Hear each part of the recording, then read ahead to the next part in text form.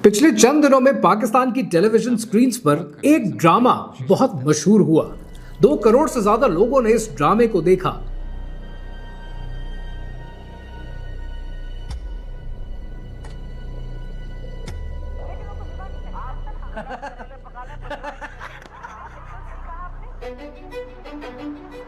इस ड्रामे का नाम है केस नंबर 9, जिसके अंदर सबा कमर एक रेप विक्टिम का रोल प्ले कर रही हैं और परपेट्रेटर का रोल फैसल कुरैशी अदा कर रहे हैं। लेकिन इस ड्रामे की असलियत को समझने के लिए एक तारीख आपको समझनी पड़ेगी, और वो तारीख है 9 सितंबर सन 2020 की। रात के 12:45 का वक्त है और लाहौर सियालकोट मोटरवे पे एक गाड़ी एंटर करती है। ये गाड़ी एक औरत चला रही है और वो अपने 2 बच्चों के साथ इस गाड़ी में गुजरांवाला जा रही होती है। जैसे ये गाड़ी आधे रास्ते में पहुंचती है, इसकी गाड़ी का पेट्रोल खत्म हो जाता है और वो मदद के लिए मोटरवे पुलिस से राब्ता करती है। जैसे ही मोटरवे पुलिस से इसकी बात शुरू होती है, मोटरवे पुलिस इससे कहती है कि ये सड़क अभी नई है, उन्हें हैंड ओवर नहीं हुई है, 90 किलोमीटर का फासला है, वो उतनी दूर उसकी मदद को नहीं पहुंच पाएंगे। ये औरत अपने रिश्तेदारों से राब्ता करती है और वो पेट्रोल का बंदोबस्त करके इसकी मदद को आने का वादा करते हैं। लेकिन अगले 45 मिनट में इसके रिश्तेदारों के पहुंचने से पहले इसकी दुनिया बदल जाती है। 2 लोग इसकी गाड़ी को मोटरवे पे तन्हा पाकर इसके शीशे तोड़ देते हैं और फिर कुछ ऐसा होता है जो शायद कभी नहीं होना चाहिए था। जब इसके रिश्तेदार इस तक पहुंचते हैं तो यह औरत दर्द और खून से रो रही होती है, इसके बच्चे चिल्ला रहे होते हैं। अगले दिन प्रेस कॉन्फ्रेंस की जाती है और सीसीपीओ उमर शेख का बयान आता है कि यह औरत रात के इस पहर अकेली सड़क पर क्यों गई थी, उसने सेफ सड़क क्यों इस्तेमाल नहीं की थी। और इस बयान के बाद पाकिस्तान भर में आग लग जाती है। 15 साल लड़की को लाहौर में डकैती के दौरान 20 साल की लड़की से इज्तिमाई ज़्यादती। बहनों वालों, बेटियों वालों, आइंदा ख्याल रखो। लेकिन आपको क्या लगता है, ये अपनी नौइयत का वाहिद वाकया है? हरगिज नहीं। 2018 में 7 साल की जैनब का वाकया, 2020 में 27 साल की नूर मुकद्दम का वाकया और फिर 2024 में 5339 रेप के केसेस रजिस्टर होते हैं। लेकिन क्या आप जानते हैं कि इनमें से कितने केसेस में सजा दी गई है? इनमें से सजा सिर्फ 0.5% केसेस में मिली है, and that itself is shameful. और फिर आपकी टेलीविजन स्क्रीन्स पर यह ड्रामा आता है और 2 करोड़ से ज्यादा लोग इस ड्रामे को देखते हैं। लेकिन जो चीज ये ड्रामा नहीं दिखाता वो शायद इससे भी घिनौना सच है। कहानी क्या है, आइए समझते हैं।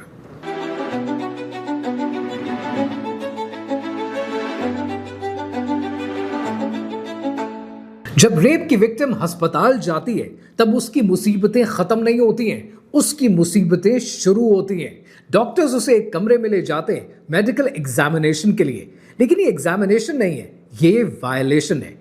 2 फिंगर टेस्ट किया जाता है। डॉक्टर्स अपनी 2 फिंगर्स उस विक्टिम में इंसर्ट करते हैं, हाइमन चेक करते हैं। अगर इंटैक्ट है तो वर्जिन का कैरेक्टर गुड है, और अगर नहीं तो वो सेक्सुअली एक्टिव है और उसका कैरेक्टर सस्पिशियस है। कोर्ट में रिपोर्ट दी जाती है और जज कहता है कि हाइमन इंटैक्ट नहीं है तो रेप का प्रूफ वीक है। कैन यू इमेजिन कि 2021 तक पाकिस्तान में 2 फिंगर टेस्ट लीगल था। ये साइंटिफिकली मीनिंगलेस है, मेडिकली टॉर्चर है और साइकोलॉजिकली डेवास्टेटिंग है, फिर भी ये चलता रहा। यानी रेप की विक्टिम पहले रेपिस्ट से रेप होती है और उसके बाद स्टेट से। 2021 में फाइनली एक जज ने कहा इनफ इज इनफ। पाकिस्तान की पहली सुप्रीम कोर्ट की जस्टिस आयशा मलिक ने कहा कि ये 2 फिंगर टेस्ट अनकॉन्स्टिट्यूशनल है, and according to her own words, scientifically unsound, offends dignity of the female victim. Landmark judgment है। लेकिन यहां पर कहानी खत्म नहीं होती, कहानी यहां से शुरू होती है। सन 2024 में 5339 रेप के केसेस रजिस्टर हुए, लेकिन इनमें से सजा कितने केसेस में हुई?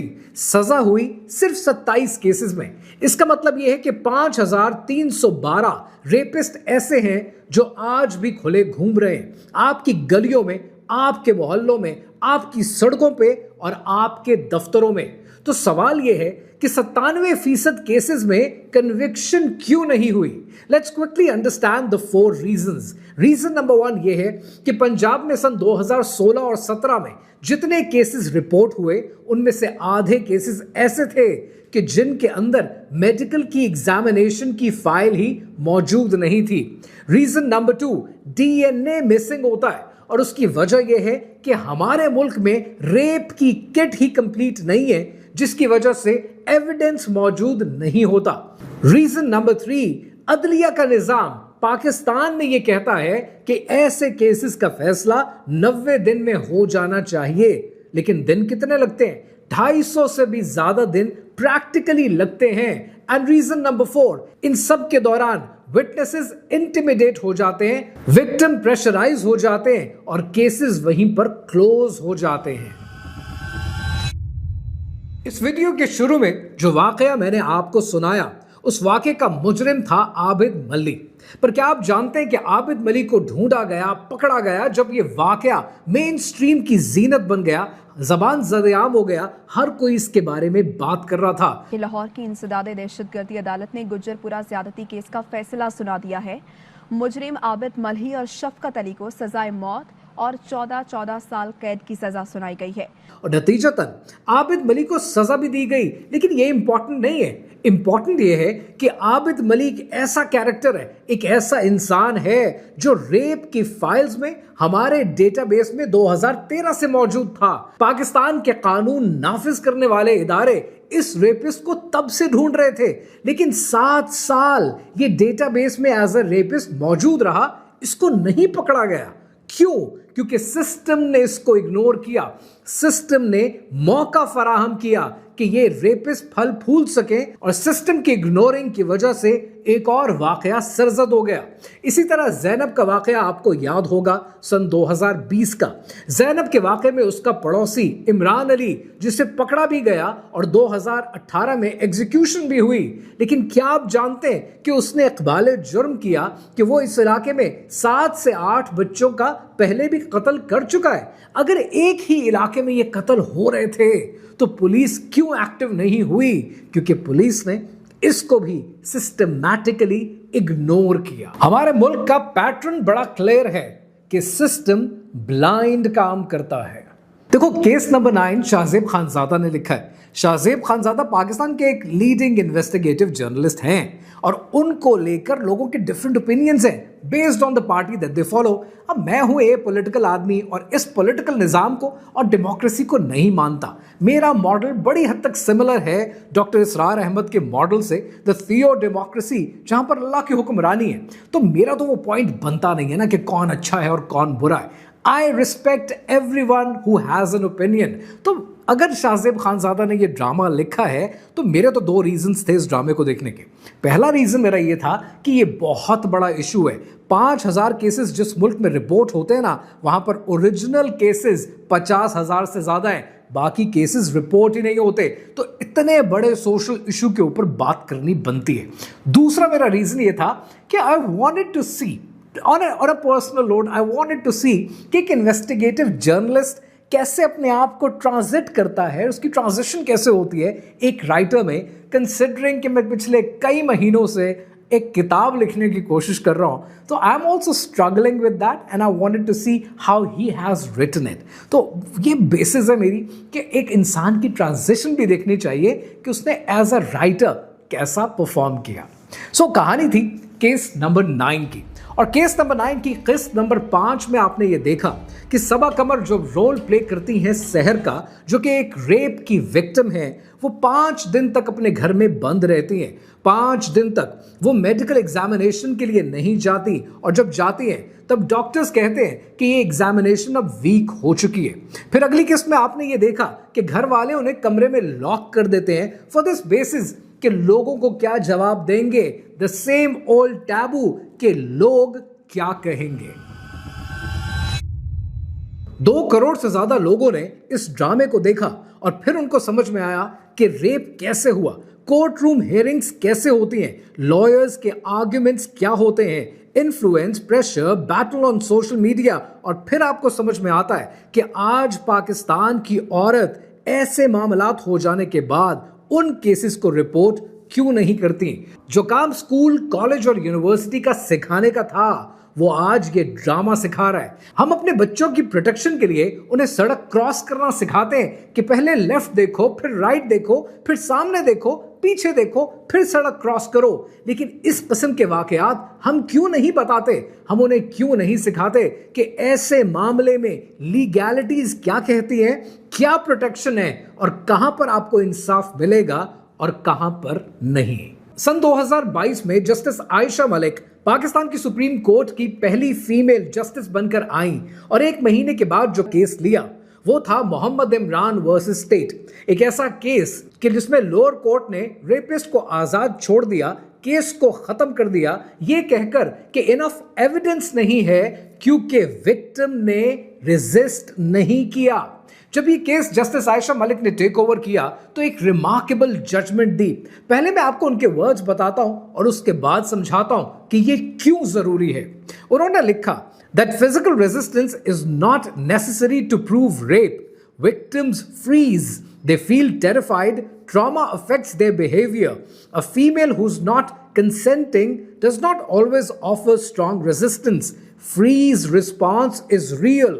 Courts must recognize it. आज जब हमारे सामने शॉक आता है या कोई PTSD की सिचुएशन आती है तो बॉडीली हमारी 3 रिस्पॉन्सेज होती हैं, फाइट, फ्लाइट और फ्रीज। कुछ लोग उस सिचुएशन से लड़ते हैं, कुछ लोग भाग निकलते हैं और कुछ लोगों के पैर जम जाते हैं। उन्हें नहीं पता होता कि क्या रिस्पांस देना है। आप अपने घरों की खवातीन को उठाकर देख लें, आप अपने छोटे बच्चों को देख लें, जब आप डांट रहे होते हैं, गुस्से में होते हैं, तैश आप पर सवार होता है तो क्या होता है, जिस्म फ्रीज हो जाता है, समझ नहीं आता कि क्या करें, आप शॉक में चले जाते हैं। हम इस शॉक को कवर ही नहीं करते। हमें यह समझ में आता है कि अगर एक विक्टिम है और उसके साथ रेप किया गया है तो क्या होना चाहिए, यहां पर या तो उसको लड़ना चाहिए या उसको भाग जाना चाहिए, क्योंकि अगर भाग गई तो हमारा तो केस ही नहीं बनता ना, हम बरी जिम्मा हो चुके क्योंकि केस तो हुआ ही नहीं। और अगर उसने फाइट की तो फाइट के सबूत लेकर आए। How idiotic the whole system is.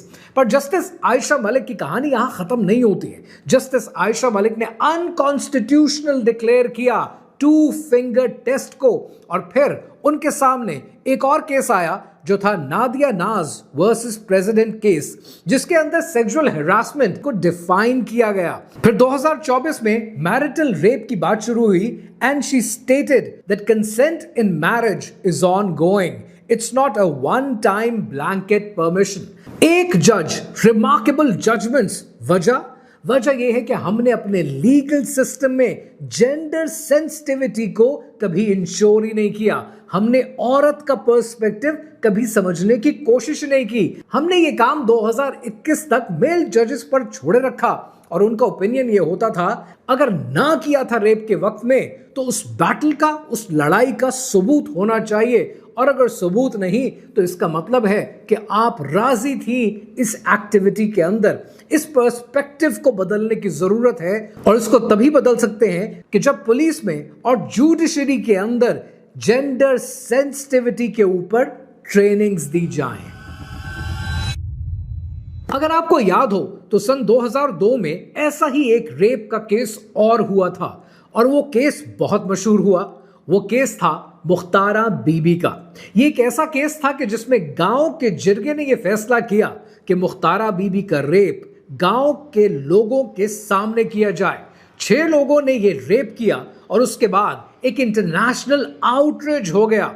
New York times, BBC, CNN सब ने इसे कवर किया। पूरे मुल्क में आग लग गई। यहां तक सपोर्ट हासिल थी कि हुकूमत पाकिस्तान भी सपोर्ट कर रही थी कि इन लोगों को गिरफ्तार किया जाए और कैफरे किरदार तक पहुंचाया जाए। और फिर आपने ये देखा एंटी टेररिज्म कोर्ट ने इन 6 लोगों को डेथ सेंटेंस दी।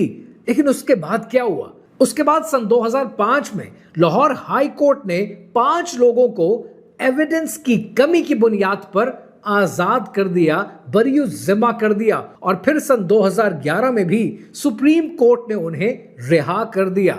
इंसाफ हर कोई डिजर्व करता है, लेकिन मुख्तारा बीबी का ये केस आपको बताता है कि ये जिस सिस्टम से आप इंसाफ मांगने की कोशिश कर रहे हैं, ये सिस्टम खराब है।